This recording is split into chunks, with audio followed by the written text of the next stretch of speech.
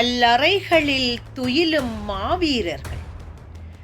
தமிழரின் வீர வரலாற்றில் என்றோ மாண்டு போன வீர மரபு மீண்டும் மறுபிறப்பு எடுத்தது.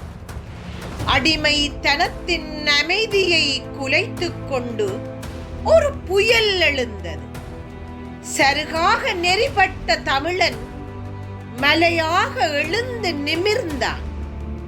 அடிமை விலங்குகளால் பிணைக்கப்பட்டு நீண்ட நெடுங்காலமாக தூங்கிக் கொண்டிருந்த தமிழ் தேசம் விழித்துக் கொண்டது.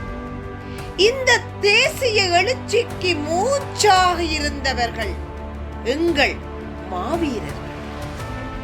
செத்தவர் என்றுமை செப்புவமோ, சென்மத்தில் நினைந்திட தப்புவமோ, குத்து விளக்கதும் நீரல்லவோ, நாம் கும்பிடும் தெய்வங்கள் நீரல்ல.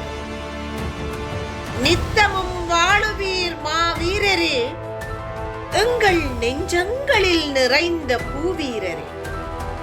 கல்லறைகளில் அமைதியாய் தூங்கும் மாவீரர்களே, எம் தமிழ் ஈழத்திற்காக உயிரையே கொடுத்து விட்டீர்கள் என்ற பெருமையில் தூங்குகின்றீர்களா?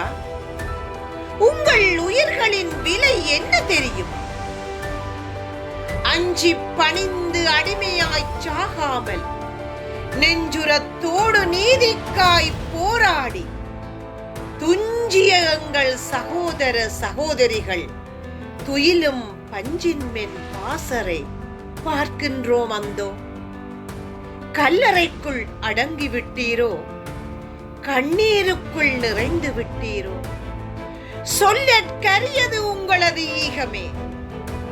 எம் தமிழ் மண்ணின் விடுதலைக்கு நல் விதையானி, கழுத்தினில் நஞ்சையும் நினைவினில் விடுதலையும் சுமந்த கார்த்திகை தீபங்களே, உமை தலை தாழ்த்தி கைகுவித்து வணங்குகின்றோம்.